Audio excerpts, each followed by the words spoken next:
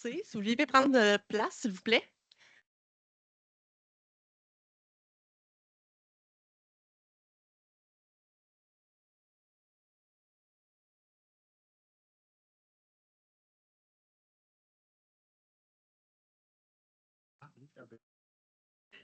Je vais te voler une feuille à la limite pour prendre des notes.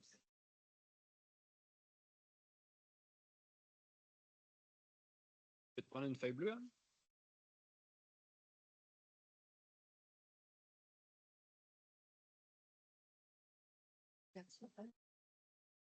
Alors, bonjour tout le monde, bonjour pour les personnes qui sont présentes avec nous ce soir et les gens qui sont en virtuel. Alors, nous allons procéder à la lecture et l'adoption de l'ordre du jour. Concernant l'ordre du jour, nous avons tout de suite au point 3 la séance d'information sur le réaménagement de la 8e avenue et entre la 11e rue et la 1e rue. Évidemment, ça va être suivi d'une période de questions lors de ce point-là. Il y a 1 heure qui est attribuée à ce point-là. Ensuite, au point 4, on a l'adoption du procès-verbal de la séance ordinaire du 21 janvier. C'est suivi d'une période d'information de notre conseiller municipal. Ensuite, au point 6, une période de questions et commentaires du public sur tout sujet. On a au point 7 le suivi des comités et des projets, les comités auxquels prend part le conseil de quartier, les projets qui sont initiés par le conseil de quartier et autres suivis. Au point 8, correspondance, trésorerie, résolution qu'on a passée. Au point 9, varia et ensuite la fin de l'Assemblée. Est-ce qu'il y a parmi les collègues des varias? D'appui qui nous a été demandé par la table citoyenne Littoral-Est. Parfait. Alors, au varia, la lettre d'appui demandée par la table Littoral-Est. Est-ce que j'ai quelqu'un qui propose l'ordre du jour? Oui. Barbara Michel propose et qui appuie l'ordre du jour? Michel. Michel Després. Parfait. Alors, nous allons donc passer tout de suite au point 3 et je vais laisser la parole à Anne Pelletier, notre conseillère en interaction citoyenne qui va animer pour nous cette période-là. Merci. Ben, merci, Mme Harvey. Puis merci au conseil de quartier de nous accueillir ce soir chez vous. Alors, le conseil de quartier du Vieux-Limoilou a accepté que la ville prenne 1 heure de son temps pour présenter, faire une séance d'information sur le réaménagement de la 8e avenue entre la 11e et la 1e rue. Plusieurs d'entre vous, d'ailleurs, ont participé par questionnaire à la consultation et sont venus aussi aux ateliers. Alors, mon nom, c'est Anne Pelletier, je suis conseillère en consultation publique à la Ville de Québec et je vais m'assurer de partager les droits de parole, être la maître du temps également. Ensuite de ça, je veux juste vous informer que l'objectif à ce soir, on est vraiment à l'étape de informer. Alors, les consultations sont terminées. L'équipe projet est toute fière de vous présenter ce soir l'aboutissement des consultations et du projet. Je vous fais remarquer que la séance est enregistrée, alors on va la déposer demain sur le site Internet. Alors, vous pouvez la revisionner à nouveau si vous avez manqué ou vous partez plus tôt. Et de même que la présentation, alors tout sera disponible dès demain. Je vous rappelle que c'est une soirée d'information, c'est vraiment une tribune pour vous, les citoyens. Alors, les élus qui nous accompagnent sont concernés par le projet, mais ils ont d'autres tribunes pour exprimer leur opinion sur le projet. Alors, vous ne les entendrez pas vraiment discuter avec vous. Alors, ils vont utiliser comme le conseil de ville pour le faire. C'est la même chose pour les journalistes qui ont d'autres tribunes pour faire valoir leur opinion ou poser leurs questions. Alors, c'est vraiment un temps pour vous ce soir, alors profitez-en. Alors, sans plus tarder, je vous présente l'élu qui est responsable du dossier. Alors, on a M. Yannick Fauteux. Alors, c'est le conseiller municipal du district de Cap-Rouge-Laurentien, mais c'est lui qui est responsable des dossiers en mobilité. Il est accompagné par votre élu district, M. Raymond Poirier. Alors, l'équipe projet maintenant se nomme M. Jean-Philippe Simard, conseiller en planification du transport. Il est accompagné de son collègue, M. Jérôme Nadeau, qui est ingénieur et chef d'équipe. Et nous avons aussi, pas un espion, mais un soutien dans la salle. Alors, on a Joël Dufour, qui est agent de recherche, qui peut-être, si on a des questions de précision, alors Joël est assis dans la salle et pourra nous soutenir là, pour donner plus de précision à des questions si nécessaire. Puis là, vous vous demandez comment ça se fait qu'on a réussi à rejoindre autant de monde, parce qu'on a 37 personnes en salle et environ une trentaine en ligne. Alors, on a fait d'abord une distribution porte-à-porte. On parle d'environ 600 cartons qui ont été distribués sur la 8e avenue. On parle aussi de courriels aux abonnés du conseil de quartier du Vieux-Limoilou. Gracieuseté, encore une fois, de votre conseil de quartier. Si vous voulez être membre de la liste, vous pouvez vous abonner avec une feuille ici à l'entrée. On a aussi fait un courriel d'information à ceux qui avaient laissé leur courriel pour ceux qui ont fait le questionnaire. On a 300 personnes qui ont décidé de dire oui, si vous voulez, on va avoir des nouvelles, on veut être informé. Alors, on a fait envoi de 300 courriels sur les gens qui avaient laissé leurs coordonnées.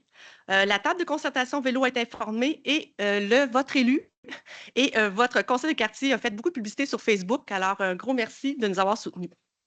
Alors, au niveau du déroulement, on a le bon bienvenue de M. Fauteux, la présentation de Jean-Philippe et on ira aux questions, vos questions. Alors, est-ce que ça vous convient comme entente? Est-ce que c'est bien? Oui? Avez-vous des questions sur le déroulement? Alors, M. Fauteux. Oui, merci beaucoup. Je vais être très rapide pour qu'on rentre immédiatement dans le vif du sujet. Je salue les membres du conseil de quartier.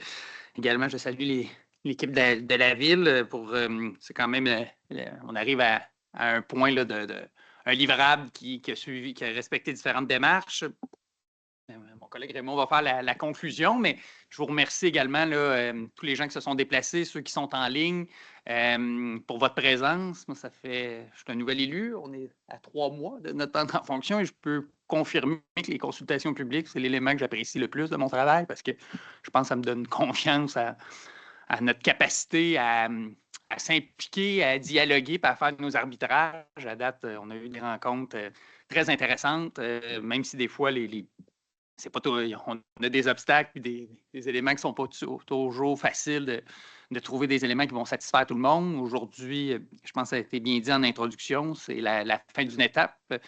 On comprend, puis ce qui va vous être présenté, là, des fois, il y a des arbitrages et c'est pas toujours évident de faire la conciliation.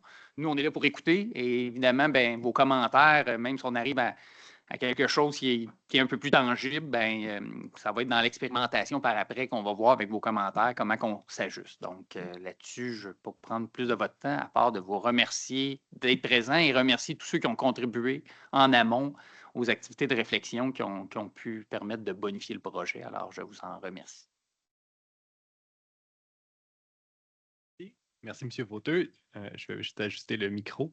Donc, je vais vous faire la présentation ce soir. C'est certain que j'ai plusieurs diapositives, mais comme Anne le disait, la présentation va être disponible par la suite. Donc, si vous trouvez que ça va vite, vous allez pouvoir prendre le temps de bien regarder la présentation par la suite. Donc, bien sûr, on est là pour la séance d'information publique pour le raménagement de la 8e avenue entre la 11e rue et la 1re rue. Donc, l'objectif de la séance, Anne l'a déjà en bonne partie présenté. C'est bien sûr de vous présenter le concept d'aménagement et ses bonifications, détailler les prochaines étapes d'ici la réalisation, puis bien sûr favoriser une compréhension commune du projet aujourd'hui. Donc, on est vraiment en séance d'information, on est un peu à la fin du projet. Contenu de la présentation rapidement, donc on va vous faire une brève mise en contexte du projet. On va vous présenter le concept final, donc les grandes interventions qui vont être faites sur la 8e, leurs avantages, leurs impacts, puis aussi, bien sûr, les travaux à venir. Là. Donc, on va vous présenter qu'est-ce qui s'en vient sur la rue là, dès ce printemps. Bien sûr, on va avoir la période des questions. Donc, tout de suite, en mise en contexte, le projet de la 8e avenue, c'est un projet qui s'insère dans et qui est porté par la vision de la mobilité active. C'est important de le mentionner. Là. Donc, la vision de la mobilité active, c'est une volonté claire d'intégration de la mobilité durable et de l'approche des rues conviviales dans tous les projets de réaménagement et de développement à la ville. Puis, c'est un projet aussi qui s'inscrit dans l'approche des rues conviviales. Donc, une rue conviviale, c'est quoi? C'est une voie publique accessible, sécuritaire, confortable pour tous. Peu importe le mode de déplacement, peu importe la condition personnelle, et ça en toute saison. Donc, il y a 4 grands principes d'aménagement au niveau de l'approche des rues conviviales. Je tiens quand même à les rappeler. Donc, les rues conviviales actives qui misent sur la marchabilité, l'échelle humaine, les rues conviviales vertes où on essaie d'intégrer le plus possible les interventions éco-responsables qui intègrent les infrastructures vertes, les rues conviviales hivernales. Donc, on essaie d'intégrer des projets de réaménagement qui vont être accessibles puis praticables à l'année. Puis, on vient intégrer le concept de santé durable. Donc, vraiment, c'est le principe un petit peu plus holistique qui place l'humain au cœur de l'aménagement afin justement de soutenir le bien-être physique, mental, social de la communauté. La localisation plus spécifique du projet, là, donc, c'est vraiment le projet qui nous rassemble ce soir, c'est vraiment le réaménagement de la 8e rue entre la 11e rue et la 1re rue. Donc, en premier temps, c'est de venir sécuriser les cheminements piétonniers, apaiser la circulation dans le secteur, puis mettre à niveau le lien cyclable qui relie Limoilou à la rivière Saint-Charles. On prend l'opportunité aussi pour faire une réfection d'infrastructures souterraines, donc en aqueduc et égouts, seulement pour une portion, donc entre la 2e rue et la 5e rue seulement. Donc, c'est cette portion-là qui va être, soumise à des travaux souterrains. Et on prend aussi l'opportunité du réaménagement de la 8e pour venir réaménager une partie de la 1re rue, donc entre le boulevard des Capucins et la 7e rue. Donc là, on va venir faire une sécurisation de l'intersection entre la 8e et la 1re rue. Et on va venir aménager une traverse piétonne avec saillie de trottoir vers le parc d'Iberville pour sécuriser l'entrée vers le parc. C'est juste pour un bref historique, c'est un réaménagement qui est en continuité, bien sûr, là, avec les premières phases que vous connaissez bien du projet entre la 24e rue et la 11e rue, qui ont été réalisées en 2022 et 2023.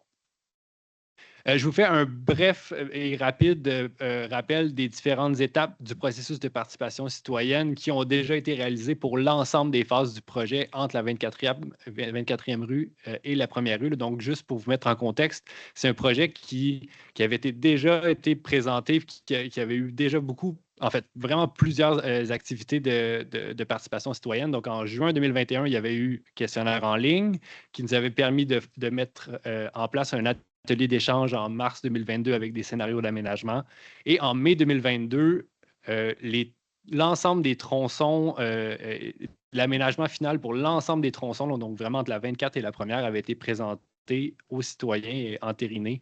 Ce qui fait en sorte qu'en novembre 2025, on a effectué un sondage d'évaluation sur les premières phases. En décembre 2025, donc de la dernière année, on est allé en collecte de besoins plus spécifiques. Donc, on a fait des rencontres ciblées, justement ciblées sur la 2e phase, donc entre la 11e et la 1re rue, avec certains citoyens, les entreprises et les organismes de la rue. Puis, on est là ce soir là, en séance d'information.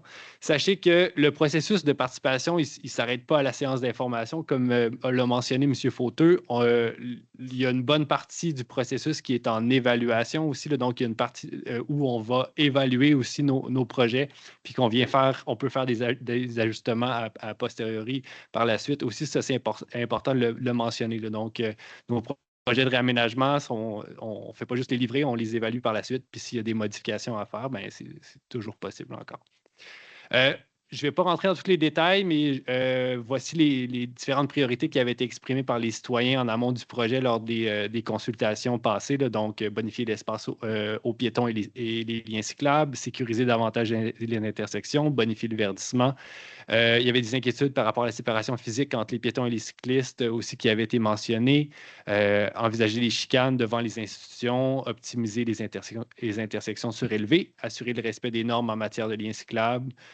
Donc, je ne vais pas tous les énumérer, mais vous allez pouvoir les revisiter dans la présentation. Je vais faire un rappel rapide aussi des objectifs qui avaient été retenus pour le processus de conception du projet. Donc, d'abord, mettre à niveau notre lien cyclable qui relie Limoilou à la rivière Saint-Charles, puis le rendre praticable 4 saisons. Apaiser la circulation automobile pour affirmer le caractère local des rues du quartier. Donc, ça, c'est vraiment un objectif clé.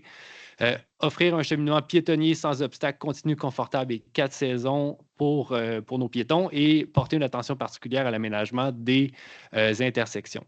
Bien sûr, on a toujours l'objectif d'augmenter la canopée et le verdissement, puis déminéraliser au maximum pour réduire les effets des îlots de chaleur, puis maintenir l'accessibilité locale ainsi qu'une offre de stationnement sur rue pour les résidents et les résidentes. Donc, ces objectifs-là vont revenir là, dans le concept final, vous allez voir. Donc, où on en est en ce moment dans l'étape du projet pour le réaménagement, nous sommes à l'étape des plans et devis. Donc, nous travaillons en ce moment avec un consultant en ingénierie pour terminer les plans finaux pour aller en réalisation là, dès ce printemps pour la première phase. Je vais vous expliquer les phases de réalisation un petit peu plus tard. Donc, c'est bien sûr ce soir là, la séance d'information. Puis, je vous rappelle les objectifs, bien sûr, c'est de présenter le concept, détailler les prochaines étapes, puis favoriser une compréhension commune du projet. Donc, on rentre tout de suite dans le concept d'aménagement final. Donc, juste avant de rentrer exactement dans les détails du projet, je voulais revenir un peu sur la situation actuelle de la 8e avenue. Donc, on est en zone résidentielle. C'est une rue à 30 km/h. Elle est sens unique vers le nord, entre le chemin de la Canardière et la première rue. Puis, on a un débit journalier annuel d'automobile, donc le débit de circulation de 980 environ. On a aussi un débit cycliste qui est assez important aussi sur la 8e avenue. Là. Donc, c'est un lien important que nous avons dans notre réseau. Donc, c'est des comptages de 374 à 449, là, donc dans les 2 zones de comptage cyclistes qui étaient disponibles, ce qui donne du trafic saisonnier total d'environ, sur le premier comptage de 65 000 et de 82 560 là, sur le deuxième élément de comptage. Donc, on a vraiment beaucoup de cyclistes qui empruntent la 8e avenue.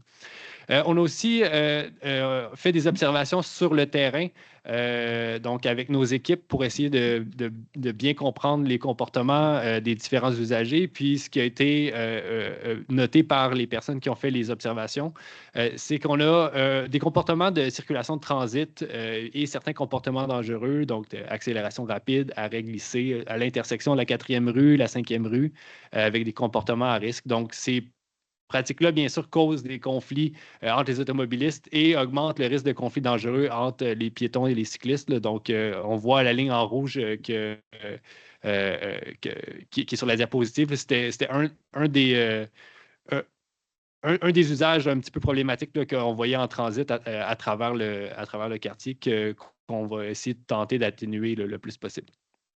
Autre élément, donc, en situation actuelle, pour le stationnement, on est en zone réglementée. Donc, du 1er mai au 31 octobre, il y a du stationnement dans la rue seulement du côté ouest, donc entre le chemin de la Canardière et la première rue. Donc, le stationnement est seulement d'un côté et laisse place à la piste cyclable. Puis, du 1er novembre au 30 avril, donc c'est le stationnement sur les 2 côtés en situation hivernale. Je voulais faire un rappel aussi de la situation des îlots de chaleur urbains. Donc, c'est un enjeu environnemental et de santé publique qui est important dans ce secteur-là. C'est la quasi-totalité, en fait, du quartier qui est un îlot de chaleur, mais c'est encore plus élevé là, dans le secteur au sud de Canardière, surtout du côté d'Edléville, où il y a vraiment moins de canopées. Donc, les principales causes des îlots de chaleur urbains, c'est l'imperméabilisation des sols, la présence insuffisante de végétation et les surfaces minérales. Donc, c'est un enjeu qui est important. Puis pour y arriver, on essaie on a 2 stratégies à travers la vision de l'arbre. C'est de déminéraliser et de viser la plantation le plus possible dans l'espace public. Donc, si on se met un petit peu plus dans la rue, là, donc voici la situation actuelle. On voit bien le sens unique vers le nord, le stationnement du côté ouest en période estivale. Sur le point 4, il est là mon pointeur. Le point 4, on a relevé même directement sur le Street View des comportements qu'on avait vus en observation, là, donc du stationnement de véhicules dans la bande cyclable, des largeurs de protection qui sont insuffisantes pour assurer le confort des usagers sur le lien cyclable. Donc, la bande est sous standard là, selon les nouveaux standards des aménagements cyclables. On a des trottoirs qui sont étroits, qui sont encombrés, bien sûr, par les poteaux électriques. Donc, on va essayer de bonifier la situation. Puis, on a une absence de verdissement sur l'emprise publique. Donc, à la lumière, en fait, des besoins qui ont été exprimés, puis lors du processus de consultation, puis l'analyse des enjeux qu'on a fait avec l'équipe, voici justement la synthèse des principales interventions qui vont nous permettre de répondre à nos objectifs qui sont bien sûr d'apaiser la circulation automobile, de sécuriser les cheminements des modes actifs et de bonifier le verdissement tout en maintenant bien sûr l'accessibilité au secteur. Donc, les deux grandes interventions principales que l'on va faire sur la 8e avenue vous allez voir, c'est un peu un concept en entonnoir. Là, je vais vous présenter les interventions principales. Donc, les deux grandes interventions principales qui vont nous permettre d'amener la géométrie qu'on vous propose, c'est d'abord la modification du sens unique vers le sud entre la 11e rue et la 2e rue. Et on va jumeler à ce changement de sens unique-là 2 déviations de circulation automobile, donc vers une première sur la rue Ollier vers le boulevard des Capucins et une deuxième sur la 2e rue vers la 7e rue. Donc, c'est quoi, en fait, un élo déviateur ou une déviation de la circulation automobile? C'est un terre-plein diagonal qui est installé au croisement de 2 rues locales qui servent justement à dévier la circulation motorisée. Donc, les véhicules sont contraints, mais selon l'orientation du déviateur, donc de tourner à droite ou à gauche, mais les cyclistes et les piétons peuvent continuer leur chemin. Les principaux avantages de ce type de déviation, de ce type de mesure-là pour apaiser la circulation, c'est que c'est vraiment une solution qui est très, très efficace pour réduire le débit automobile. Puis, ça vient augmenter significativement la sécurité des piétons et des cyclistes sur les tronçons qui sont déviés. C'est une mesure d'aménagement clé dans le design qu'on vous présente aujourd'hui pour l'implantation d'une géométrie de type vélo-rue que je vais vous présenter un petit peu plus tard. À cela, on ajoute d'autres interventions clés sur le tronçon de la 8e. Donc, 2 intersections surélevées vont être aménagées, une à l'intersection de la rue de Beaujeu et une autre à l'intersection de la 5e rue. Donc, on les voit ici avec le numéro 4. Donc, c'est quoi une intersection surélevée? C'est un rehaussement de la chaussée au niveau du trottoir. Donc, on vient vraiment monter l'asphalte au niveau des trottoirs pour l'ensemble du carrefour d'une intersection. Donc, les principaux avantages, c'est qu'on vient accroître la visibilité des passages piétons, puis on vient créer un effet de ralentissement des véhicules avant le franchissement de l'intersection. Donc, on peut voir les 2 intersections surélevées qui vont être mis en place. Les plans sont tout petits sur l'écran, mais vous allez pouvoir les consulter par la suite. Je peux faire un petit zoom si nécessaire plus tard. Les autres mesures qu'on vient intégrer, donc il y a 3 tronçons verdis du côté ouest qui vont être intégrés sur la rue. Donc, un entre la 8e rue et la rue de Beaujeu, un entre la rue Flint et la 6e rue et un autre entre la rue J.E. Cochon et la 4e rue. Donc, c'est quoi un tronçon verdi? Donc, c'est un remplacement de cases de stationnement sur rue sur des tronçons bien spécifiques afin d'aménager un trottoir avec une banquette plantée. Donc, ça ressemble à ce qui a déjà été aménagé donc en amont sur la 8e avenue. Donc, vraiment, on vient avoir le trottoir, puis ensuite, en banquette, une zone végétalisée qui nous permet d'aller chercher, de maximiser, en fait, le verdissement. C'est les principaux avantages. Donc, c'est une solution qui permet de maximiser vraiment le verdissement sur l'ensemble d'un tronçon de rue. Ça a des effets bénéfiques au niveau de l'apaisement de la circulation parce qu'on vient réduire la largeur de la chaussée, on vient l'encadrer. Puis, ça permet aussi, l'autre avantage, c'est que ça nous permet de dégager de l'espace pour implanter du mobilier urbain, soit des bancs ou des supports à vélo qui sont en demande dans le secteur aussi. Deux derniers éléments au niveau de l'aménagement des interventions. Donc, on va venir effectuer de la sécurisation des intersections entre le chemin de la Canardière et la première rue, puis on va venir ajouter une traverse piétonne avec des saillies de trottoir vers le parc d'Héberville. Donc, ça, c'est les numéros 6 et 7 sur le plan là, que je viens d'afficher. La sécurisation des intersections avec qu'est-ce que ça comprend? En fait, c'est des ajustements à la programmation des feux de circulation pour donner un petit peu plus de place et d'espace à nos piétons et nos cyclistes.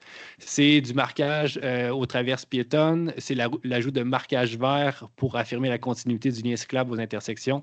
Puis des saillies de trottoir plantées munies de dalles podotactiles aux intersections pour vraiment laisser plus de place pour l'attente de nos piétons.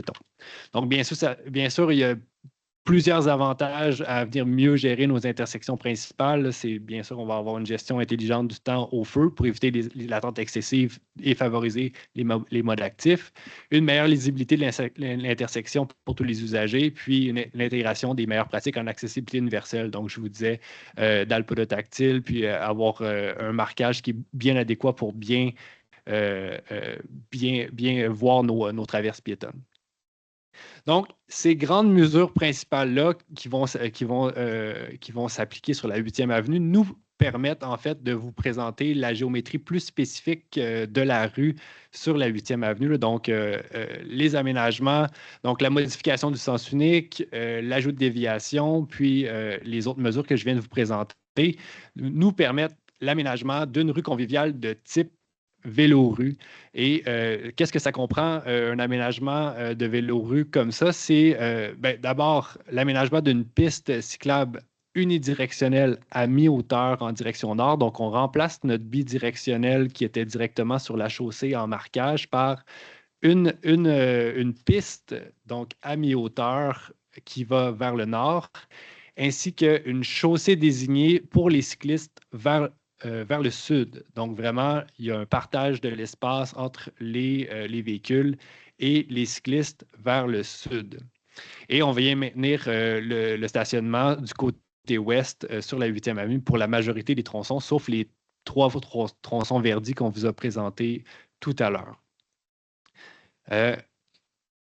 Je vais prendre un petit peu de temps juste pour vous expliquer qu'est-ce que c'est, là, en fait, une piste à mi-hauteur. Donc, c'est vraiment une séparation des piétons. En fait, le principal avantage, c'est la séparation des piétons et des cyclistes. C'est vraiment une piste qui est à mi-hauteur, ça le dit dans le mot. C'est-à-dire qu'il va y avoir une légère dénivellation entre le trottoir et la piste cyclable, puis une autre légère dénivellation entre la piste cyclable et la chaussée. Donc, vraiment, on en aménage ici déjà à la Ville de Québec. On en a aménagé dernièrement sur la 4e avenue et dernièrement sur la 8e rue. Puis, on a des exemples aussi ailleurs au Québec. C'est un exemple ici à Montréal où une piste à mi-hauteur est aménagée. C'est un aménagement qui permet vraiment de mieux séparer les piétons et les cyclistes, ce qui est beaucoup demandé, là, surtout de la part des piétons. Donc, c'est un aménagement qui est très apprécié aussi par les cyclistes parce que, étant donné qu'on peut aller chercher une bonne largeur, puis on garde tous les effets de la séparation. Donc, voilà. Puis, j'avais une autre slide aussi sur qu'est-ce qu'une chaussée désignée aussi, là. Donc, vraiment, la chaussée désignée, c'est un partage de la chaussée par les piétons et les cyclistes. Avec les mesures que l'on vous propose, de déviation, puis de changement de sens unique, la chaussée désignée devient un type d'aménagement vraiment très approprié pour un lien local qui est la 8e avenue là, dans notre situation. Donc, rapidement, là, ça, c'est une autre simulation visuelle à la hauteur du centre horizon où on peut voir un tronçon verdi. Là. Donc, ça, c'est le tronçon verdi entre la 4e rue et la rue J.E. Là. Donc, vraiment sur le petit tronçon. Je tenais à mettre cette simulation-là pour que vous puissiez voir qu'est-ce que ça donne aussi lorsqu'on remplace le stationnement par une banquette plantée. Donc, à terme, on va vraiment avoir un encadrement de la rue qui devient très intéressant, puis qui vient vraiment bonifier l'allure de la rue. Donc, on a plusieurs avantages et impacts anticipés pour le réaménagement. Je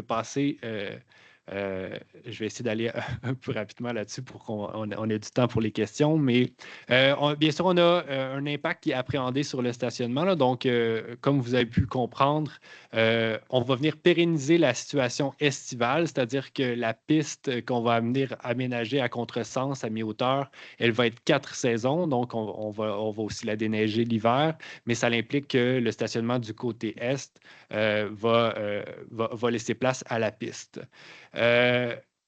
Ensuite, on va venir aménager certaines saillies plantées aux intersections, donc des espaces de stationnement qui vont être transformés en zones de plantation aux intersections des rues transversales. Ça vient rajouter à l'effet de bonification des cheminements piétonniers. Là, donc, on vient vraiment réduire le temps de traversée de nos piétons au niveau des intersections. Puis sur 3 tronçons verdis, comme je vous l'ai déjà expliqué du côté ouest, les espaces de stationnement vont être transformés en banquettes plantées. Donc, ça fait un total d'espace disponible après le projet de 43. Avant le projet. C'est avant le projet, oui. Avant le projet, désolé. Ouais, donc, après, c'est 43, avant le projet 60 étages. En effet, c'est ça, exact. Je vais corriger la petite coquille ici. Donc, mais avec les impacts, bien sûr, vient plusieurs avantages. Donc, je tiens juste à les rappeler ici. Donc, on vient effectuer une pérennisation du lien cyclable entre le Vieux-Limoilou et la rivière Saint-Charles. Donc, c'est une pérennisation d'un lien cyclable qui est attendu depuis plusieurs années par les usagers de ce lien-là et qui est attendu, là, donc, qui est dans nos cartons depuis plusieurs années. Et ce qui est vraiment intéressant, c'est qu'on vient mettre, pour pas une première fois, là, mais quasiment, là, donc on vient mettre en synergie plusieurs stratégies novatrices pour apaiser la circulation et venir sécuriser nos cheminements piétonniers et cyclistes à la fois en tronçon, mais aussi aux intersections. Donc, je ne vais pas tous les réénumérer, mais c'est vraiment une mise en commun de plusieurs mesures qui vont vraiment venir bonifier la rue.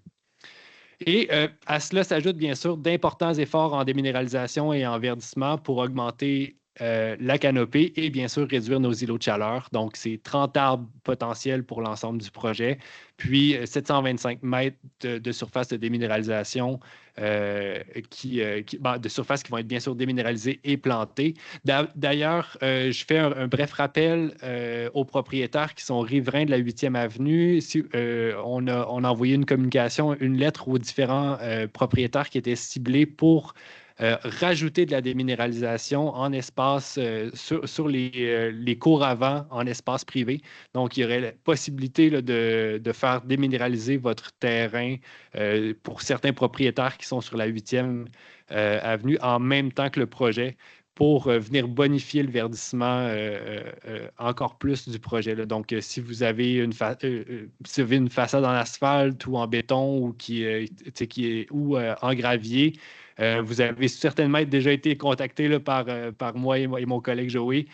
Donc, on prend des rendez-vous là, directement avec les propriétaires pour venir déterminer comment on pourrait venir déminéraliser puis ajouter encore plus là, de déminéralisation sur le projet. Donc, j'arrive à la portion des travaux à venir, là. Donc, la zone de travaux et le façage, en fait, va se faire en 2 temps, donc en deux phases. Donc, une première phase entre juin et novembre 2026, donc dès ce printemps, où on va effectuer la réfection des infrastructures souterraines entre la 2e rue et la 5e rue, et on va faire le réaménagement des surfaces sur la 1re rue, donc la portion entre le boulevard des Capucins et la 7e avenue. Puis, ensuite, en phase 2, donc de juin à novembre 2027, on va effectuer le réaménagement des surfaces donc de la 8e avenue entre la 5e et la 11e. Donc, juste pour récapituler, là, donc la phase 1 2026 de juin à novembre, on fait la portion de la 1re rue, donc qui est principalement des aménagements de surface. On fait la portion en souterrain entre la 1re et la 2e rue et la 5e, pardon, puis on va venir faire les aménagements de surface jusqu'à la 5e. Donc, vraiment, le chantier est vraiment entre la 1re et la 5e. Puis ensuite, en 2027, la phase 2, on fait le reste du projet jusqu'à la 11e. Donc, les prochaines étapes, bien sûr, c'est on va continuer les rencontres techniques individuelles avec certains propriétaires riverains pour la déminéralisation. Donc, d'où l'annonce que j'ai réitérée tout à l'heure. On va continuer la conception des plans et devis. On va faire l'octroi du mandat de construction pour commencer les travaux pour la phase 1 de juin à novembre 2026. Donc, pour les travaux, il y a plusieurs mesures d'atténuation qui sont prévues. Donc, il y a une planification fine des travaux qui va être faite. Donc, il y a l'élaboration d'une stratégie de gestion de la mobilité pour chacune des phases de chacun des projets, là. Donc, ça, c'est important de le mentionner. Il y a une équipe d'entrave qui travaille à bien séquencer là, les projets. Donc, ça va être donc le mode et la période de réalisation, les mobilités entre les quartiers, la mobilité dans le quartier, les caractéristiques d'aménagement, toutes les composantes de mobilité aussi sont intégrées. Les besoins spécifiques, donc les accès aux hôpitaux, événements spéciaux, tous ces éléments-là sont pris là, dans la stratégie de gestion de mobilité lors des phases de réalisation des travaux. Aussi, au niveau de la circulation dans le quartier, donc au niveau des rues résidentielles, c'est un maintien de la circulation locale le plus possible, donc selon l'avancement des phases. Et il va y avoir une fermeture complète de la 8e avenue seulement, là, donc lors des phases de réalisation. La circulation va être maintenue sur la première rue, donc il va y avoir, même si on va faire des travaux de surface, il va toujours avoir un maintien de la circulation sur la première. Il y a la mise en place de mesures d'atténuation lorsque nécessaire. Donc, ça se peut qu'il y ait des sens uniques ou des doubles sens qui soient mis en place là, sur certaines rues transversales selon les phases du chantier pour pouvoir accommoder le plus possible les résidents puis les riverains. Puis, et bien sûr, selon l'avancement du chantier, il va y avoir relocalisation partielle des cases de stationnement. Il y a aussi plusieurs mesures qui sont mises en place lors du chantier pour assurer la mobilité et la sécurité des déplacements dans le quartier. Donc, il va y avoir une coordination et un séquençage des différents chantiers. Là. Donc, il y a plusieurs autres chantiers dans le secteur. Donc, soyez rassurés, il y a vraiment une coordination de ces projets-là par les entraves. Il va y avoir la présence de signaleurs et de policiers, puis il y a un suivi aussi en temps réel par le Centre de gestion de la mobilité intelligente qui est fait. Ensuite, il y a plusieurs mesures d'atténuation si vous avez des inquiétudes concernant le bruit, les poussières. Donc, il y a des mesures qui sont intégrées dans les appels d'offres construction directement là, pour les entrepreneurs. Donc, des alarmes à large bande, des amortisseurs pour les camions, les caissons ou enceintes pour les équipements fixes, donc les génératrices ou les compresseurs. Puis pour les poussières, c'est la compaction et stabilisation rapide des surfaces dénudées, puis le nettoyage fréquent des zones en travaux, donc vraiment pour atténuer le plus possible toutes les poussières qui vont être levées. Ce qui est important de mentionner aussi, là, donc on a la chance avec le projet de la 8e avenue de pouvoir travailler avec notre équipe Info Chantier. Donc, une ressource sera attitrée au projet pour vraiment s'assurer que l'entrepreneur maintient bien les accès à votre résidence et à votre commerce, si vous en avez un sur la 8e. C'est eux qui vont vraiment s'assurer de surveiller le maintien des passages piétonniers, la visibilité de la signalisation, de relocaliser votre stationnement si requis lorsque possible. Donc, s'il y a des changements au niveau du phasage, donc la personne ressource d'Info Chantier est vraiment là pour ça. Assurer la continuité de la collecte de vos matières résiduelles, c'est super important. Puis, bien sûr, suivre les besoins de livraison, d'accès, débarcadère, là, si vous avez un déménagement, si vous avez des livraisons spécifiques. Donc, la personne d'Info Chantier est vraiment là pour ça et prendre en charge, bien sûr, toute forme de demande ou de signalement. Donc, il y a plusieurs actions, des communications qui sont faites lors des chantiers, donc bien sûr des séances d'information, mais aussi de la distribution porte-à-porte qui a été faite, qui va être faite. Vous allez recevoir une lettre aussi de notre service d'ingénierie si vous êtes un propriétaire riverain, donc avec plus d'informations sur le chantier. Là, donc, la lettre devrait partir demain, je crois. Bien sûr, on garde un lien là, vraiment étroit avec tous les citoyens riverains puis autour là, pour le projet tout le long du chantier. Puis sinon, il y a en fait la page des grands chantiers de la Ville de Québec va être mise à jour prochainement avec tous les détails des travaux majeurs qui vont être faits dans la ville, dont la 8e avenue devrait être intégrée. Là. Donc, vous allez pouvoir avoir en fait, de l'information en continu sur le chantier et ses différentes phases sur le site Internet de la Ville de Québec. Donc, ça fait le tour. J'ai été un petit peu plus long que prévu, donc on a la place pour prendre des questions. Alors, merci beaucoup, Jean-Philippe. Alors, pour les questions, je vous propose, on est à peu près une 35 en salle et en ligne. Alors, pour les gens en ligne, si vous voulez poser des questions, on a ouvert l'outil Q&R. Alors, la façon d'y accéder, vous pouvez bouger la souris sur votre écran. Vous allez avoir l'option Q&R. J'ai aussi ouvert le clavardage, donc la bulle, si vous préférez utiliser cet outil. Si vous avez aussi des soucis et que ça ne fonctionne pas, vous pouvez tout simplement ouvrir votre caméra puis me faire un signe. Alors, on va vous voir à l'écran et on pourra vous accorder la parole sans souci. On va alterner d'ailleurs entre les gens en ligne et les gens en salle. Alors, il y aura pas, ça va être équitable. Ensuite de ça, pour les personnes qui vont venir au micro, parce que sinon, on ne vous entendra pas pour les gens en ligne, j'aimerais ça que vous vous identifiez. Alors, votre nom, puis sur quelle rue vous habitez. Alors, si vous êtes sur la 8e, déjà, nos professionnels vont pouvoir être plus précis sur les réponses à donner. Puis, je proposerai un premier droit de parole. Puis ensuite, si on nous reste du temps puis que la présidente trouve qu'on n'a pas trop pris de temps dans la séance, on prendrait un deuxième droit de parole. Et si jamais il restait des questions qui n'étaient pas répondues, on les prendra en note et on vous répondra dans les prochains jours grâce à l'équipe projet. Alors, vous pourrez me réécrire directement. Alors, ce sera, puis j'enverrai les questions à nos professionnels. Alors, si ça va, on commencerait par les gens tout de suite en salle. J'ai déjà une personne et après, on ira voir les gens en ligne. Merci. Donc, bonjour à vous. Mon nom, c'est Olivier Courcy. Je suis résident de la 8e avenue. J'habite justement entre la 4e rue et la rue Gia-Cochon.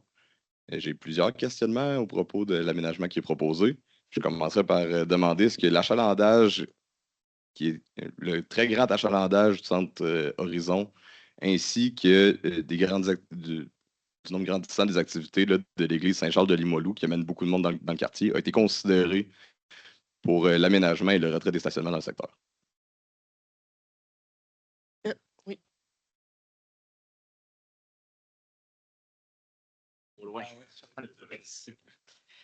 Oui, donc la réponse est bien sûr, c'est oui. On fait le tour là, de tous les besoins lorsqu'on fait nos concepts. Et dans ce secteur-là, effectivement, on a bien considéré les besoins du Centre Horizon et de l'Église. La réalité, en fait, l'accessibilité demeurera là, très bonne pour le Centre Horizon, qui a un accès via la 4e rue, bien sûr. Puis le stationnement demeurera disponible sur la 8e avenue du côté ouest et sur la 4e également. Donc, on ne devrait pas avoir un impact significatif là, pour ces événements-là, autant que pour les résidents. Vous dites que le stationnement va demeurer accessible là, sur la 8e avenue côté ouest. Là. Oui. Entre la 4e rue et Gia-Cochon, il n'y aura plus de stationnement. Oui, dans certains tronçons, effectivement, on a pris la décision de bonifier le verdissement. Donc, effectivement, ça va au coût du retrait de certaines cases de stationnement. Oui. OK. Actuellement, c'est déjà un enjeu, le stationnement. Là. Le stationnement du Centre Horizon déborde dans les rues avoisinantes. C'est déjà difficile pour les citoyens de se stationner. Je trouve ça curieux comme décision de retirer complètement les stationnements de ce secteur-là. Puis, suite à ça aussi, c'est un secteur, là, je suis propriétaire, moi, d'un 5 logements. C'est 12 logements qui sont touchés dans ce secteur-là. C'est 12 logements où il y a des déménagements, il y a des livraisons, il y a des personnes âgées qui requièrent des transports, des fois des personnes à mobilité réduite aussi. Est-ce que je vois qu'il n'y a aucun stationnement, aucun débarcadère? Il y a beaucoup de déménagements chaque année. Comment on fait pour pour faire un déménagement dans ce secteur-là, dans ces 12 logements-là? Excellente question. Donc, il y a effectivement 3 tronçons où est-ce qu'on a retiré là, des espaces de stationnement. Donc, la réalité va changer un petit peu pour les résidents de ces tronçons-là. Nos analyses, là, on les a réfléchies, bien entendu, et les édifices qui sont à proximité des rues transversales là, ont un accès normalement, une entrée charretière automobile déjà sur les rues transversales. Donc, la réalité ne devrait pas changer pour la majorité des gens sur ces tronçons-là. Il y a quelques résidences, effectivement, qui se retrouvent au centre du tronçon, qui sont à peu près à 25 mètres des rues transversales. Donc, il y a toujours accès à du stationnement à moins de 25 mètres pour tous les résidents de toutes les rues qui ont été touchées. Moi, j'invite tout le monde ici, si vous vous situez sur un de ces tronçons-là, à la fin de la rencontre, je suis toujours ouvert à venir discuter avec vous après la rencontre, là, parce que ça touche vraiment des gens très ponctuels. Donc, on est vraiment intéressé à vous rencontrer à la suite de la rencontre, si c'est votre cas précis. Donc, vous préférez qu'on continue la discussion là, J'ai répondu, en fait. Oui. Je voulais juste amener une petite précision là aussi. Là, vous dites que la majorité des bâtiments là, ont un accès sur le côté. Là. Dans ce secteur-là, on parle de 3 immeubles. Ouais. Il y en a 2 sur 3 qui n'ont pas d'accès sur le côté. Là. Ça, c'est mal fait que c'est pour ça Oui, que je veux parler là, vraiment du cas précis, puis on aurait le temps à la fin de la rencontre si ça vous convient.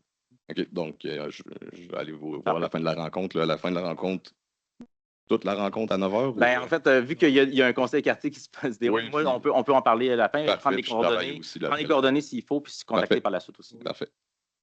Merci, M. Courcy. Alors, j'ai 2 mains levées en ligne. Alors, j'ai M. Fauché et ensuite M. Desfosses.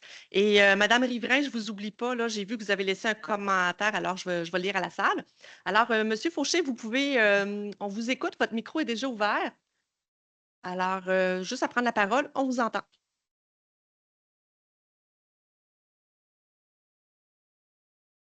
Non, on ne vous entend pas. Vous pouvez ouvrir votre micro est ouvert pourtant.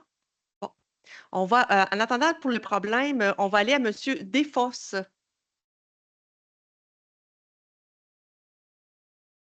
Moi, j'ai, Marc-Antoine. Moi, mon micro, il est fermé, c'est normal? Toi? Parce que moi, mon micro est fermé. Le micro des citoyens est ouvert?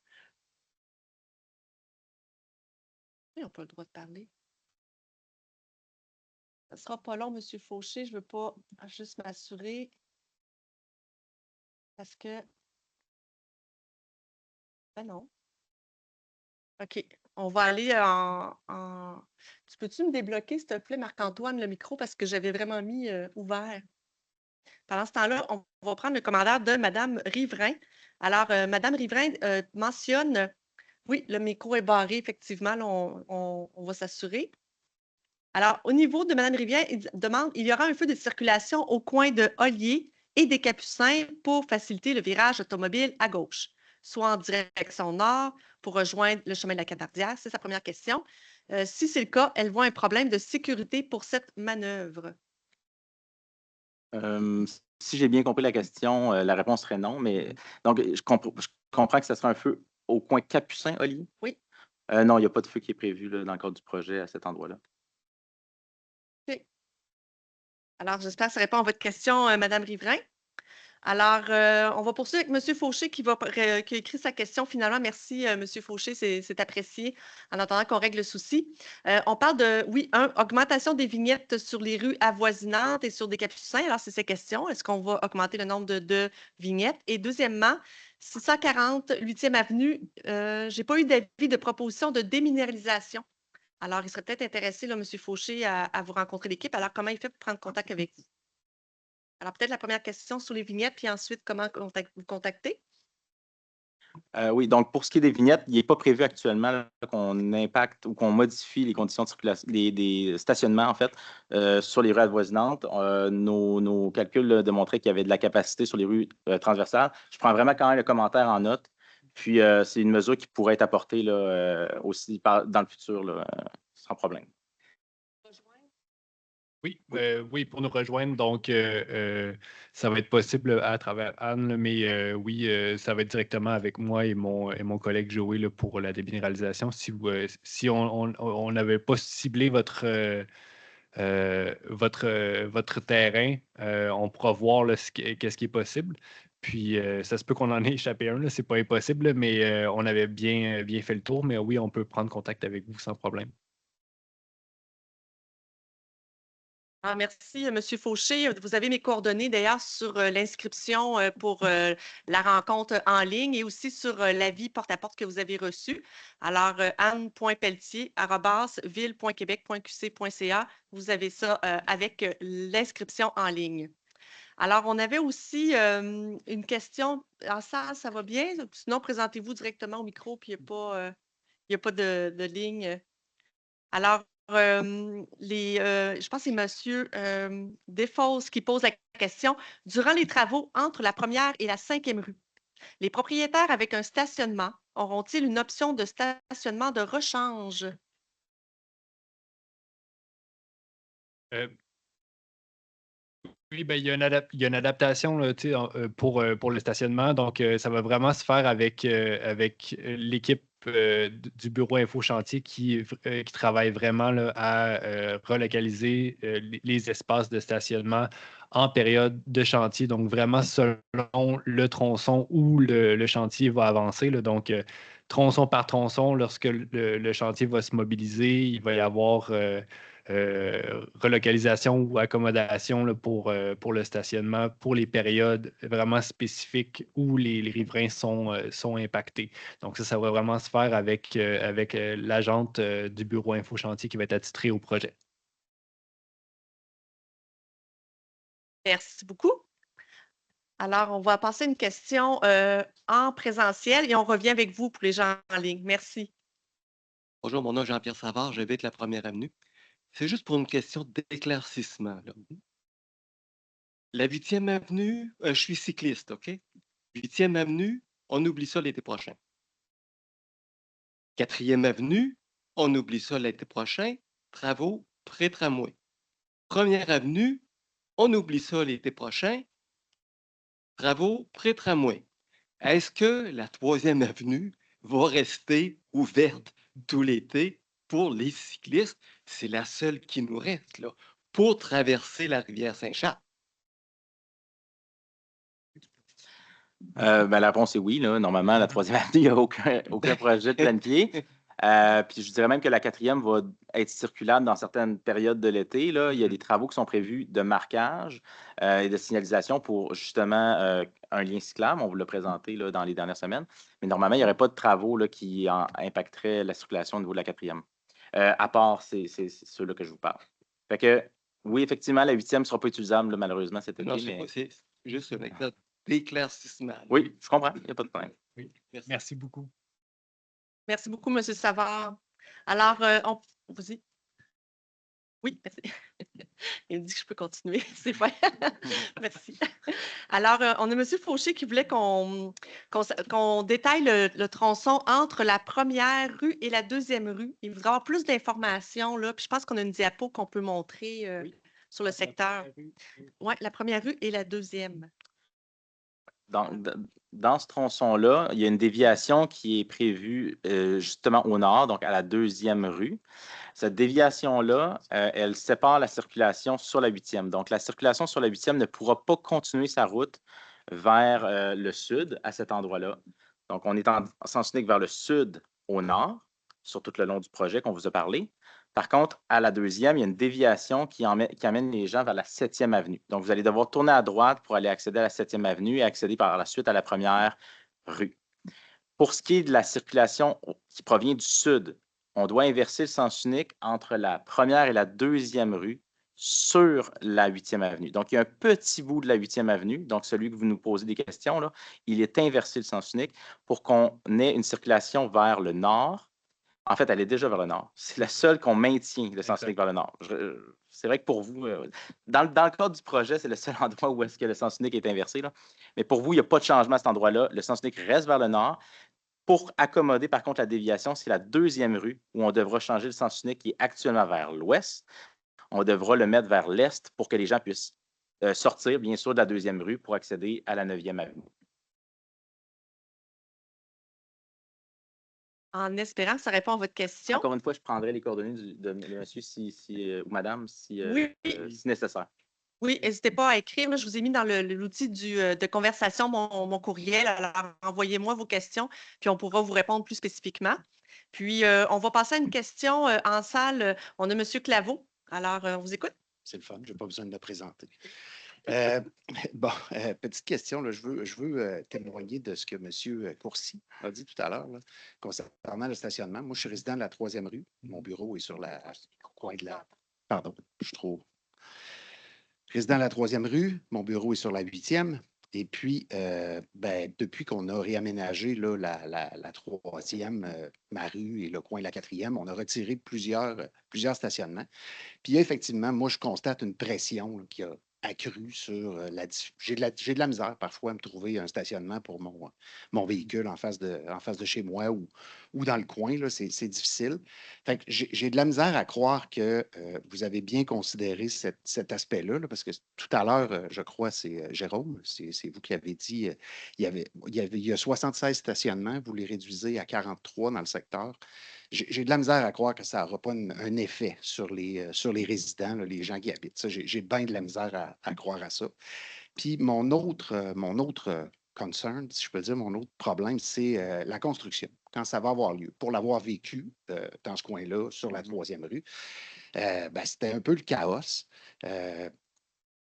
Des détours nous amenaient dans des détours. Et là, je regardais tout à l'heure, je ne sais pas si vous pouvez montrer la slide en question, là, mais la 8e va être ouverte en fin de compte. On va refaire les égouts. Moi qui habite au bout de la 3e rue, c'était vraiment problématique. Là. Des fois, là, sérieusement, il fallait que je passe par Saint-Roch pour sortir de Limoilou. Comme je dis souvent, j'adore Limoilou, j'aime mon quartier, mais j'aime aussi en sortir.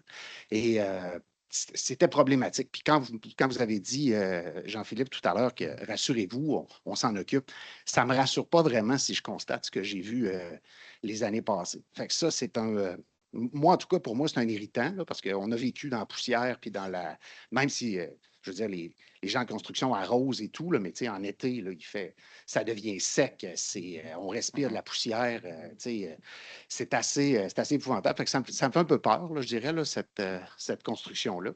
Et c'est ça. Moi, je voulais juste témoigner de ça. Pour le reste, l'aménagement me semble correct, là, mais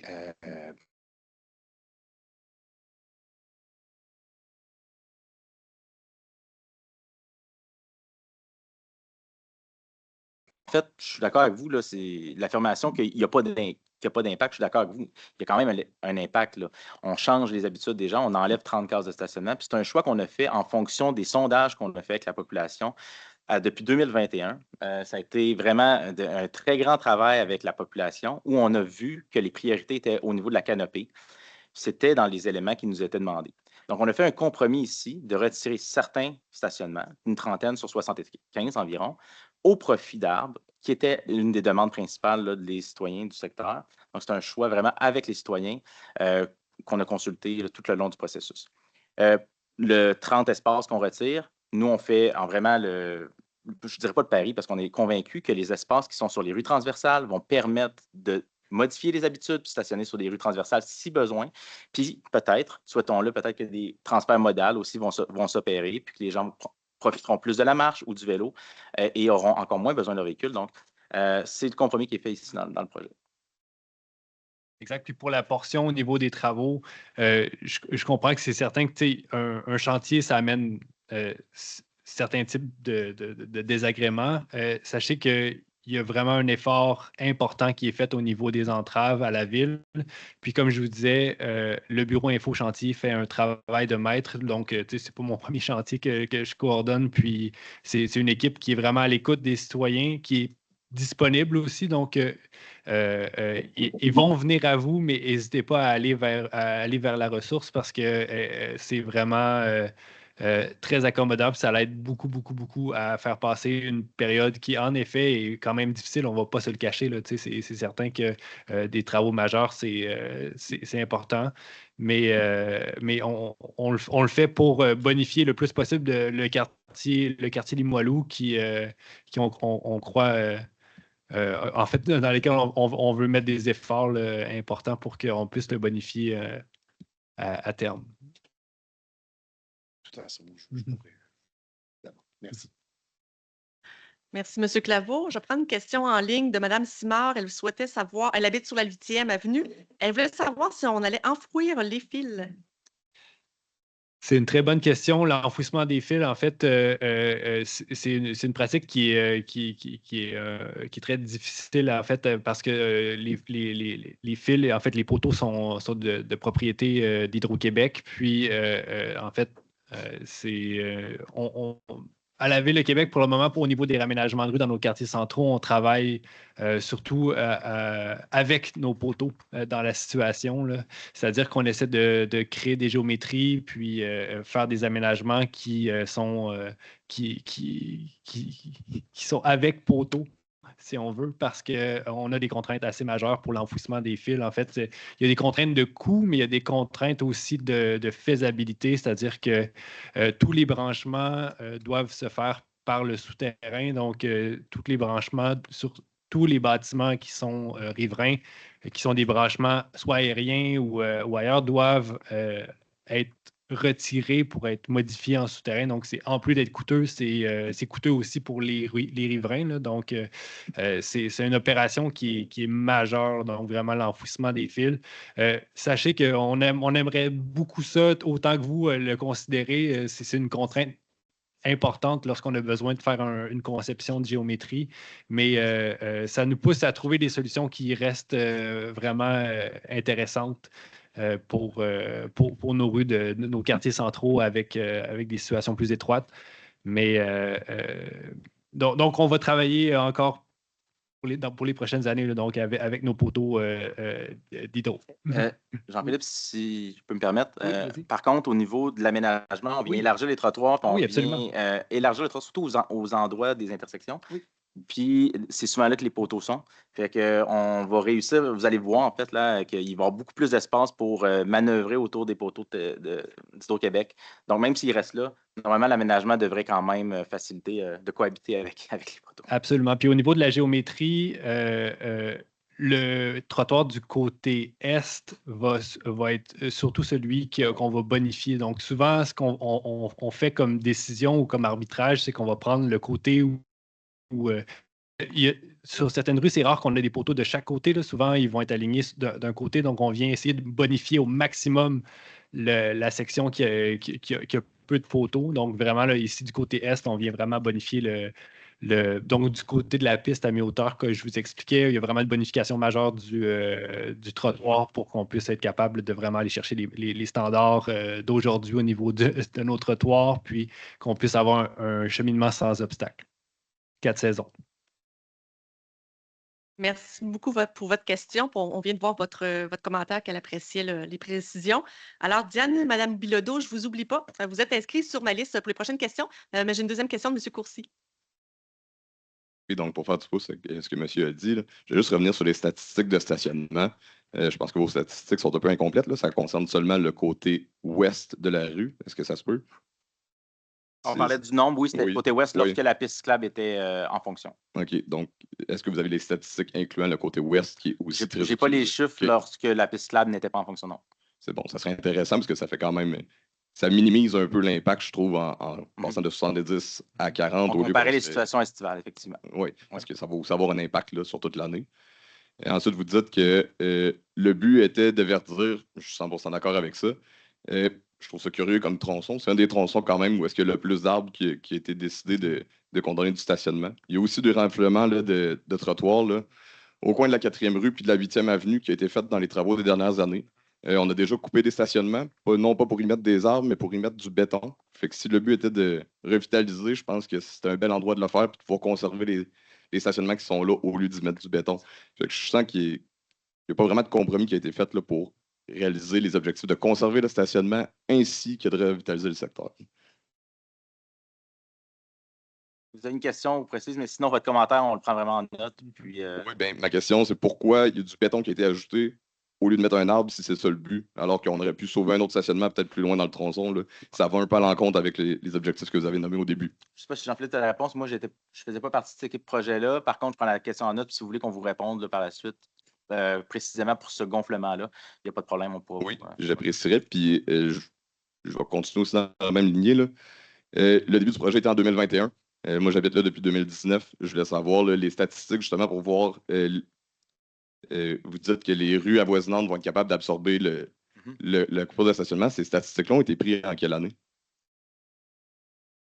En fait, je comprends mal votre question. Qu'est-ce que vous voulez? L'occupation de vous dites que l'étude a été faite là, pour dire que le stationnement allait être capable de compenser dans le quartier. Là. Oui. C'est à quel moment ça a été fait, cette étude-là? Parce que ça a un impact majeur.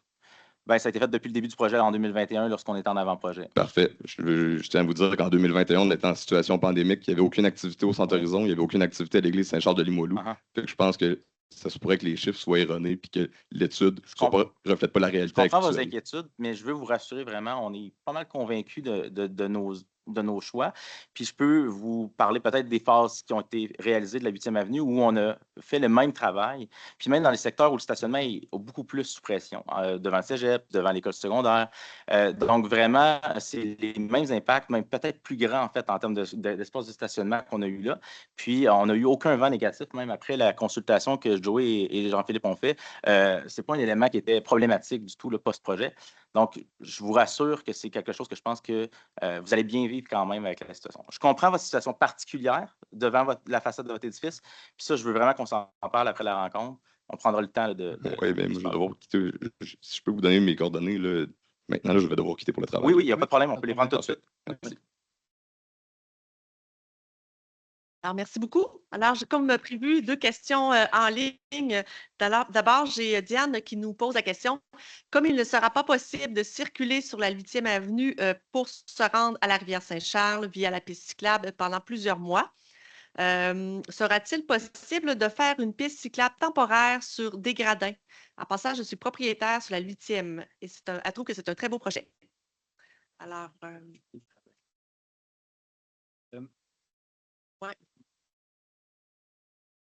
Oui, c'est ça. Ça doit être Capucin, oui, ça doit être Capucin. Parce que, oui, ouais, moi aussi, comme des gradins, c'est loin. Donc, oui, en fait, au niveau là, du chantier, il va y avoir déviation en fait, du lien cyclable. Donc, on va essayer de maintenir le plus possible le lien cyclable vers la rivière Saint-Charles via une déviation selon les phases du chantier. Donc, les déviations vont être faites à proximité. Je ne pourrais pas dire exactement où elles vont être faites parce que c'est lorsqu'on va donner le contrat à l'entrepreneur, c'est l'entrepreneur qui doit nous fournir son plan d'entrave avec les différentes déviations de circulation qui doivent être faites. Donc, ça inclut bien sûr les automobiles, mais ça inclut aussi les piétons et les cyclistes. C'est demandé à l'appel d'offres. Donc, les différentes déviations selon les tronçons de chantier vont être faites là, dans les rues avoisinantes. Donc, ça va être quand même possible de pouvoir descendre sur la 8e avenue selon les différents tronçons vers la rivière Saint-Charles. Certain que ça va être moins direct, là, il va y avoir des tours, mais dans les clauses de l'entrepreneur, ils doivent maintenir le lien cyclable le plus possible selon les différentes phases du chantier. Alors, merci beaucoup, Diane, pour votre question. Pour Mme Bilodeau, vous mentionnez que vous aviez pas, ça faisait 10 ans que vous habitiez sur la 8e, mais vous n'aviez jamais été consulté à ce sujet, à part les séances d'information. La façon de contacter les citoyens lorsqu'on fait une consultation, c'est beaucoup par les avis porte-à-porte. On avait aussi une couverture avec le journal monlimoilou.com. Mais pour être certain de rien manquer pour ce type de projet et même pour votre quartier, je vous ai mis dans la bulle de discussion le lien pour que vous puissiez vous abonner au Conseil des quartiers du Vieux-Limoilou. Alors, tout ce qui passe dans le quartier ou proche de chez vous, que ce soit une activité ville ou qui concerne votre conseil de quartier, vous serez au courant. Alors, je vous invite à vous abonner pour être certain de ne rien manquer. Parfois, les avis papier, ça se perd, mais au moins au niveau de l'électronique, c'est plus fiable. Alors, pour le moment, je n'ai plus de questions en ligne ni en présentiel. Alors, on Oui, j'en ai serait une, moi. le temps. Oui, bien sûr, bien sûr, bien sûr. Allez-y. Je pense qu'il y en avait une en ligne. Est-ce que- Bonjour. Ils ont activé les Oui. micros, donc ça fonctionne. Merci pour la belle présentation. Sur des capucins, dans le fond, on a des délais maximum, des fois, de non-permission de stationnement ou carrément des non-stationnements. Malgré tout, il n'y a pas beaucoup de surveillance, puis les gens se stationnent allègrement là, en dépassant les durées, parfois même toute la journée. Il y a des interventions qui ont été faites auprès du 311 puis du STMI, mais ça ne change pas. En cas de travaux, est-ce que ça va être possible d'adresser carrément un message là, aux agents de stationnement, au STMI, mais vraiment de mettre l'accent sur la surveillance? L'objectif, c'est vraiment des Capucins, du cégep jusqu'au bout des Capucins, parce que ça ne fonctionne pas en ce moment. Ça, c'est mon objectif ultime. Puis particulièrement, où est-ce qu'on demande, nous, au 640 8e Avenue, c'est une copropriété. Et puis, la sortie, lorsqu'il y a des gens qui se stationnent dans les no parking, bien, ça bloque la vue, puis il y a des dangers de collision. Donc, merci. On va faire le lien, bien entendu, avec le STMI. C'est très bien compris, puis on va faire le lien nécessaire. Merci pour votre question, puis d'avoir persévéré pour votre micro. Ça fonctionne. Est-ce que du monde du conseil de quartier, c'est vrai, on a vu M. Claveau, mais est-ce que, c'est Barbara, vous vouliez, on vous entend? On vous écoute? En fait, je pense qu'il ne marche même pas le micro. Non. Mais en fait, pour clarifier, les gens qui arrivent, c'est pas grave, je pense, vous m'entendez? Les gens qui arrivent, écoutez, moi, je ne suis pas une résidente, je triche, là, je travaille à Limoilou depuis 25 ans, donc je suis ici en tant que représentante d'un organisme de Limoilou.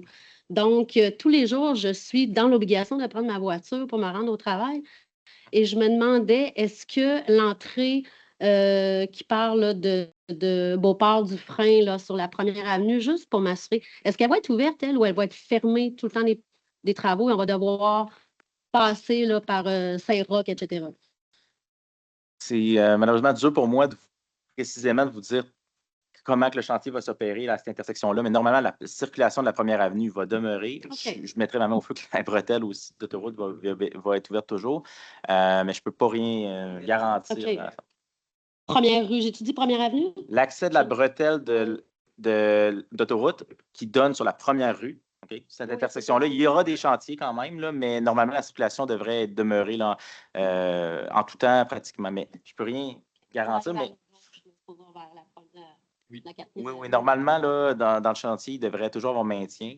Je vais quand même préciser à l'équipe de projet, de réalisation de projet, là, cette inquiétude-là. Puis, mais normalement, ça devrait déjà Mais être. c'est pas une inquiétude, c'est vraiment plus un questionnement parce qu'on est capable de. Oui, l'idée, on est bien conscient de la production automobile à cet endroit-là, puis l'objectif, c'est de maintenir et de répondre aux besoins. Oui, l'idée dans le plan d'entrave, c'est de maintenir la première rue, avoir un accès de circulation tout du long. Étant donné qu'on a c'est des interventions de surface, c'est plus facile de maintenir les circulations aussi parce que le souterrain ne va pas jusque-là. Mais c'est certain qu'il va y avoir va-et-vient de camions, entreposage de matériaux, donc ça ne sera pas l'idéal, mais ça devrait être maintenu. D'autres questions du conseil de quartier? Sinon, j'avais peut-être une dernière question de M. Samuel Lévesque. Alors, est-ce que vous avez considéré le choix, lors du choix de la piste, excusez-moi, je reprends. Est-ce que vous avez considéré, lors du choix de la piste sur une bordure à mi-hauteur, que l'hiver, avec la couche de glace, neige, la piste devient à même hauteur que la rue et même beaucoup d'automobilistes ne voient pas la démarcation et roulent sur le stationnement ou la piste? Y aura-t-il une séparation de type bollard ou arbre, etc.? Autrement, c'est un très bel aménagement. Merci pour votre travail. Excellente question. Donc, moi, c'est un élément qui est quand même nouveau pour moi, là. Donc, le mi-hauteur qu'on a à la Ville de Québec est à 90 mm de haut. Je n'ai pas eu vent là, de cet enjeu-là d'absence de visuel ou de physique, même du dénivelé en hiver lorsqu'il y a un amoncellement de neige. Je le prends en note, là, puis on pourra vérifier là, vraiment concrètement à la 4e avenue qu'est-ce qui se passe, parce que c'est à cet endroit-là qu'on a un aménagement de ce type-là. Mais normalement, on a une zone tampon au centre de la piste et la zone de circulation automobile. Donc, il y a quand même un dégagement là, avec la circulation véhiculaire. Mais et tous les retours d'expérience des villes qui ont ce type d'aménagement-là, en fait, est bon, là, justement parce qu'on n'a pas le biseau qu'on a dans d'autres types de mi-hauteur. La mi-hauteur qu'on propose ici avec bordure droite, là, normalement, là, vit très bien en hiver, là. Je vais aller vérifier là, si nos derniers projets du type là, ont une situation que vous nous partagez là, pour bien valider le tout. Exact. Il y a plusieurs types d'aménagements aussi là, qui nécessitent adaptation des équipes de déneigement. Là. Donc, sachez qu'on est en lien directement avec nos équipes là, de déneigement pour s'assurer qu'il y ait bon entretien, le bon entretien sur le bon aménagement. Là. Donc, sachez que ça, c'est en cours. Là. C'est très important à mentionner. Et en continu, là, vraiment. Oui, vraiment, vraiment. Alors, c'est ce qui met fin à la séance d'information. Alors, merci au conseil de quartier pour nous avoir permis de vous rencontrer. Alors, si vous avez d'autres questions, n'hésitez pas. Les personnes qui sont à l'avant vont se déplacer vers la sortie. Alors, si vous voulez laisser vos coordonnées pour avoir des précisions ou prendre contact avec eux, c'est le moment. Pour les gens en ligne, j'ai laissé mon courriel. Alors, merci à tous et on va laisser le mot de la fin à M. Poirier.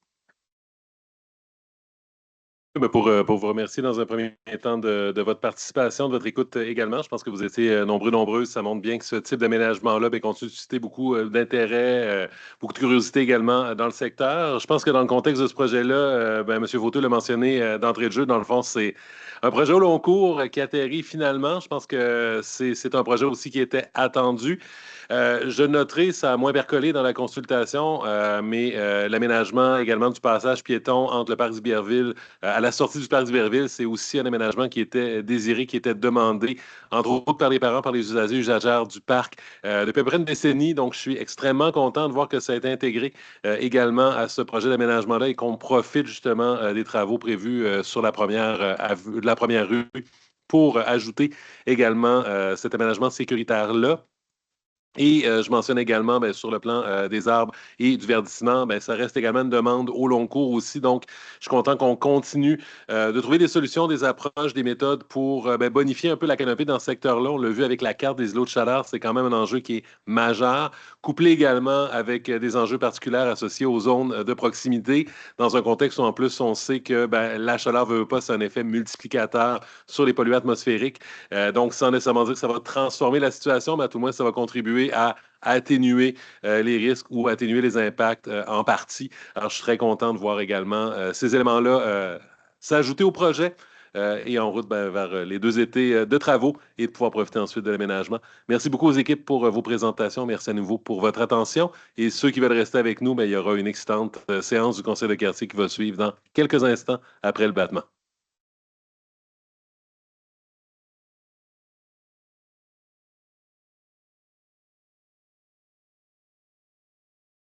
Ensuite, pour le conseil de quartier, nous sommes maintenant donc au point 4, qui est l'adoption du procès-verbal de la séance du 21 janvier dernier.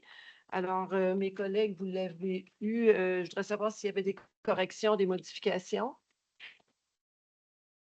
Non. Moi, je dis deux. C'est parfait. Alors, je demanderais quelqu'un qui propose l'adoption du procès-verbal. Laure, s'il vous plaît, nommez-vous parce que je ne vous vois même pas. Merci. C'est pas super convivial, là. Ben,